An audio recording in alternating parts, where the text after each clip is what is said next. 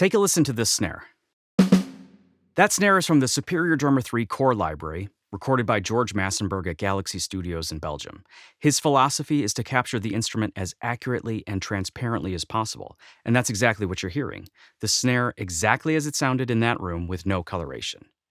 Now, that's genuinely useful, but Superior Drummer 3 also gives you something beyond that starting point. What if you want to design your own sound and add character and design something that belongs specifically to your music? That's where stacking comes in.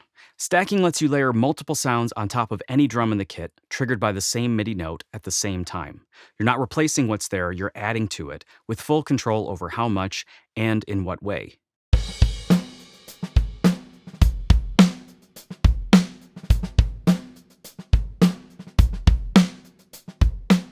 Before adding stacks to any instrument, ask yourself this one question: what quality is absent from the sound? Stacking is the right choice when the original sound is missing something that you want. More crack, more sustain, more weight in the low frequencies, and so on. Let's work on the snare first. The original has a full body, but the transient is probably a bit mellow for hard rock. But I love the tone of this drum, so I don't want to swap it out for a different snare. I'll right-click the drum and select More, Stack, and then Add Stack To. Since a stack works on a single MIDI note, you have to choose the articulation that you want to add the stack to. Each articulation is mapped to a specific MIDI note, so when that MIDI note is triggered, the stack will also be triggered. You can add stacks for as many articulations as you want. In this case, I want the hard center hits to be stacked, so I'll right-click, select More, and then add the stack to the center. You can also check your MIDI in the grid editor to see which articulation you're using in your MIDI file. Now, when you add a stack, this will bring up the Search for Instrument menu. Here you can choose a new drum. If you want to narrow it down by a specific library, choose the library that you want from the filters at the top.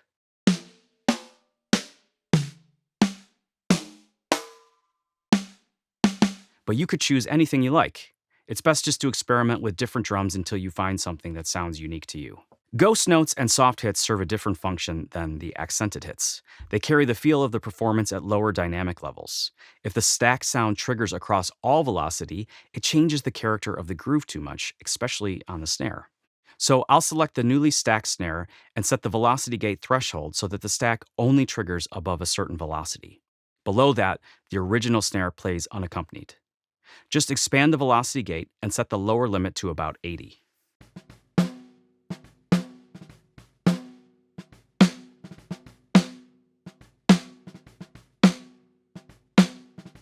Now I'll shape the envelope of the new snare. Because the only thing I want from this second snare is the transient smack in this case.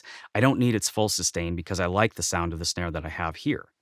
Dialing in the faster release and using the curve slope to fade the release will reduce the sustain considerably. What remains is the onset of the second snare without too much resonance.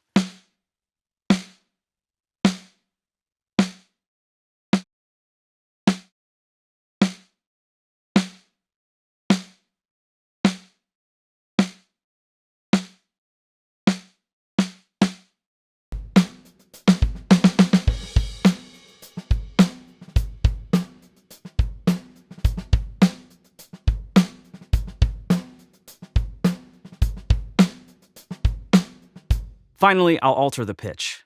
Two snare sounds tuned to substantially different ranges can sound a bit dissonant. So they don't need to be at exactly the same pitch, but they should occupy a similar enough register so that you perceived one combined source rather than two distinct sounds.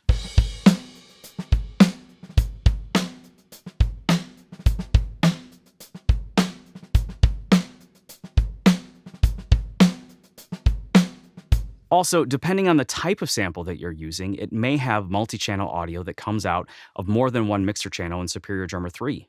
If you're using a snare from any other Toontrack library, for example, it will include bleed audio present in the overheads, ambience, bleed in the kick, etc. So you have to decide whether you want this or not. The easiest way to see what channels are producing audio for your stacked instrument is to right-click the stacked snare and then choose Show Preview Pad. Then go into the mixer and click the preview pad. Everywhere that you see level meters active is where the audio is present. If you don't want the overhead signal in the stack, just select the overhead channel, open the bleed properties, and then lower the level of the stack, or you can turn it off entirely. So again, this will happen with all acoustic drum samples from Toontrack libraries, but you can also load electronic samples that only have one channel, or you can load your own samples that you've imported to Superior and use those as stacks. In these cases, the audio will only appear on the stacked channel. If you have your own non-Toontrack sample and you want to create a stack, just drag it to the instrument that you want to stack on and follow the prompts. These could be instruments that you've recorded yourself, or that you've downloaded from a sample service, or even created inside of Superior and then bounced them out as audio for this exact purpose. Now we'll move on to the kick. The original kick drum sound from this library is great. It's actually my personal favorite kick in the library. However, I'm again trying to build a unique custom kit before I even start mixing because, as you can see, this is almost completely unprocessed. For this kick, I'll try adding more high-frequency attack and more focused weight in the low end. And adding electronic samples can be very well suited for this task. Superior includes a huge electronic library with the main sound library. Just right-click and create the stack the same way we did with the snare, but this time on the open articulation because that's the one that I'm using in my MIDI. And then select the Superior Drummer 3 electronic library from the filter. All of the property boxes can be used just like we did with the snare, so I'll dial in the level, the pitch, and the envelope, but I won't use the velocity gate on the kick. I want this to trigger at all velocities. All right, here's the step that gets skipped the most often, and it has a pretty significant consequence when it is. When two kick sounds are layered, or two sounds of any type, it's just more obvious on a kick because the low frequency content of each hit interacts in the time domain. If the two signals are out of polarity, the signal will be partially canceled.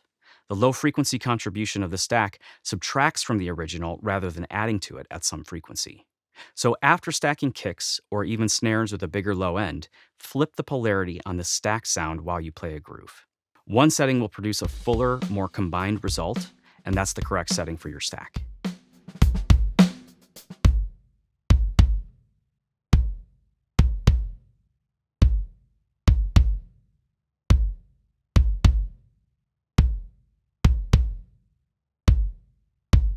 Sometimes you won't hear much difference, and that's okay. But if you don't have big speakers, you may want to check with headphones to make sure that you're hearing what's actually there. So the process is the same regardless of what you're stacking or why.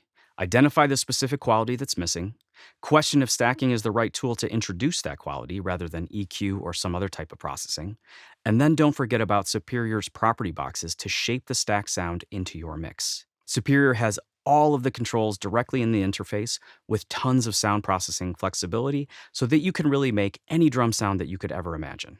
All right, that was a lot of information. Now give it a try and see for yourself how powerful stacking can actually be for your drum sounds. And remember to subscribe if you want to see more content like this.